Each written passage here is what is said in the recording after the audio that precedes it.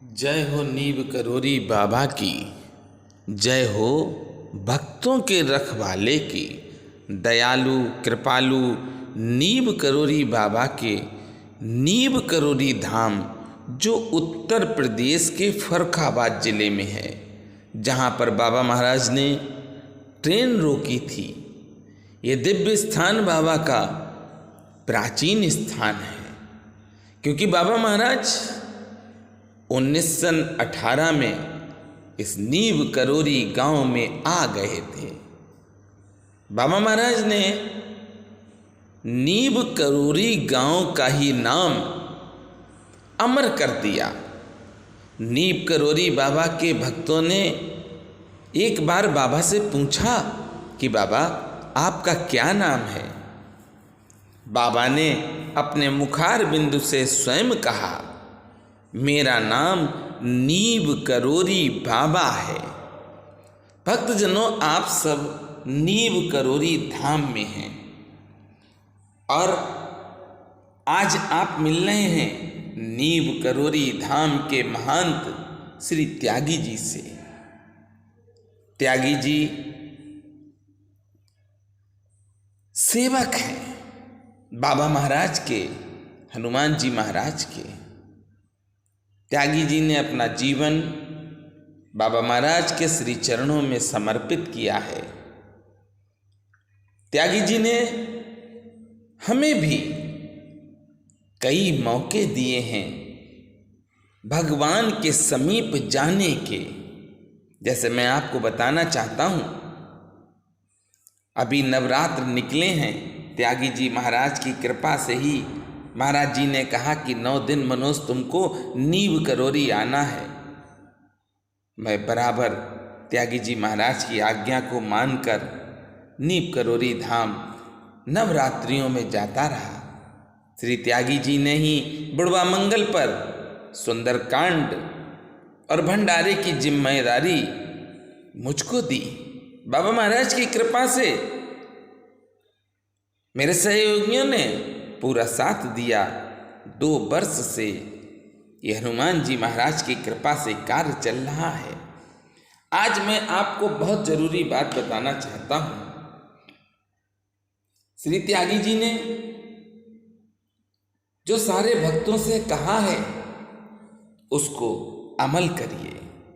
किस तरह से हम अपने मंदिर में जाएं और जब बाबा महाराज या हनुमान जी महाराज के सामने जाएं तो क्या लेकर जाएं, क्या चढ़ाएं, क्योंकि हम अज्ञानतावश गलतियां कर देते हैं और उनकी सजा भी भुगतनी पड़ती है। इसलिए अज्ञानता को त्याग दो, जो बता रहे हैं उस मार्ग पर चलो। जिस मार्ग पर भगवत प्राप्ति भी है उसी मार्ग पर चलो।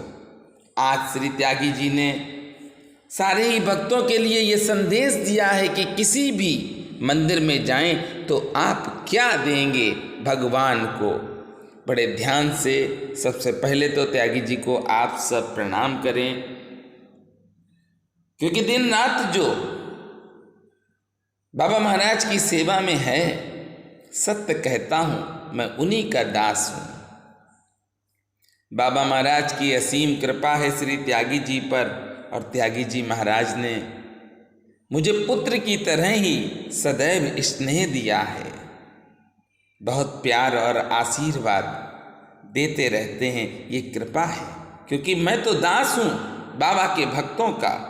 चलिए क्या कह रहे हैं त्यागी जी महाराज, क्या हमें समर्पित करना चाहिए। बड़े ध्यान से सुने आप सब। त्यागी जी महाराज स्वयं आज कह रहे हैं, सुने आप सब। गुरुद्वारों में चले जाइए, मस्जिदों में, गिरजाघरों में चले जाइए, कोई कचरा फेंकते नहीं मिलेगा। मंदिरों में हमारी विडंबना ये है कि वो चाहे पढ़ा लिखा हो या अनपढ़ हो, सब पढ़ा लिखा है। इस समय 50 साल पहले तो गांव में 10 लोग पढ़े होते थे, हमने देखा है। अब तो हर व्यक्ति पढ़ा हुआ है, हर व्यक्ति पास मोबाइल है, कंप्यूटर है, सब कुछ है। लेकिन और हमने चारों तरफ डस्टबिन रखा है, मतलब जहाँ से निकलेंगे डस्टबिन मिलेगा आपको। जी महाराज जी, हर जगह पे डस्टबिन। लेकिन लोग वहीं तो वहीं फेंक देना है, फूल तोड़ के फेंकना है। अरे भैया एक जगह रख दीजिए, टोकरी रखिए, मंदिर है ना। आप कैंची चली जाए, यही व्यक्ति वहाँ कैंची में सुधर जाता है। ग्रहण वाले दिन हम आए थे, आपने फूल के बारे में नाराजगी जाहिर की, हमने फूल लेना बंद कर दिया। ग्रहण वाले दिन आए थे महाराज जी नाराज नहीं होना, नाराजगी मालूम पड़ी, हमारी भी मजबूरी है। फूल हमने नहीं लिया, आज माला ली के महाराज जी सुबह उठ के पूरी सफाई करवाना, खुद हम अपने हाथ से झाड़ू उठा लेते, पहले भले हमसे ले लिया जाए। बहुत बड़ा प्रश्न। जब हम 2 बजे तैयार होके, जो कोई नहीं पहुंचेगा मंदिर में, हम पहले पहुंचते हैं। बूढ़ा मंगल में हम सारा बरसल में देख गए थे। 1 बजे स्नान करके हमने 2 बजे उठ गए थे। मंगल की ये जो मंगल अभी निकल गया ग्रहण वाले के दिन, 1 बजे हम स्नान करने चले गए और 2 बजे मंदिर पहुंच गए, क्योंकि बंद होना था मंदिर 1:30-2 बजे उस दिन हमें 4:30 बंद होना चाय था। दिलवा दी। साढ़े से ये मंगल में फिर से चंद्र ग्रहण है जी, तो हमारी आरती 4 बजे 4:15 में हो जाएगी। उसी हिसाब से हमको तैयार होना पड़ता है, 2 घंटा हमको पूजा में लग जाते हैं। चंद्र ग्रहण है जो 5:30 बजे मंदिर बंद हो जाएगा कंप्लीट, मतलब 5:30 बजे बंद होना। अब जो आदमी फूल फेंक देगा तो सफाई करने वाले आदमी इतनी ज़्यादा नहीं होते हैं, जी वैसे महाराज। साफ कराते हैं लोग। मंदिर के जो काम करने वाले उनको इतना काम होता है कि वो साफ करने का उनको टाइम ही नहीं होता है। बाहर से बुलाते हैं, देखो डॉक्टर है, सुभाष है, अभिषेक है, एक और वो रहते हैं भोले है, ये 4-5 लोग परमानेंट मंगल के लिए सफाई के लिए रहते हैं। फिर स्कूल के बच्चे शाम को बुलाते हैं, लास्ट में जब हमारा मंदिर बंद होने के लास्ट में वो साफ करते हैं, जो स्कूल के बच्चे आते हैं पढ़ने वाले, क्योंकि जो दिन भर काम कर रहा है वो आदमी थक जाता है। और उसको 4 बार अगर बोला जाएगा ना तो वो भी मुंह बनाने लगे कि महाराज जी बार बार तो साफ ही कर रहे हैं। अब यही आदमी है, इनको मान लो अगर बार बार हम कहेंगे तो मन में बोलेंगे तो नहीं कुछ, बिल्कुल महाराज जी। मन में तो होगा कि बार बार तो महाराज जी बोल रहे हैं। बिल्कुल महाराज जी, बिल्कुल महाराज जी। और मंदिर में जाने का मतलब कि श्रद्धा सुमन अर्पित करना है। क्लास पर क्या लिखता है? श्रद्धा सुमन। आपकी जो श्रद्धा है ना, उसके सुमन क्यों हम अर्पित नहीं कर पा रहे हैं? जी, मान लीजिए जिसके पास पैसे नहीं हो, वो बेचारा कहाँ से माला खरीद के लाएगा और फूल लाएगा? बिल्कुल महाराज जी। ऐसे भी लोग हैं जिनके पास पैसा है ही नहीं है, वो कहाँ से लाएगा? तो इसलिए फिलॉसफर क्या लिखता है कि आपकी श्रद्धा की सुमन अर्पित करिए।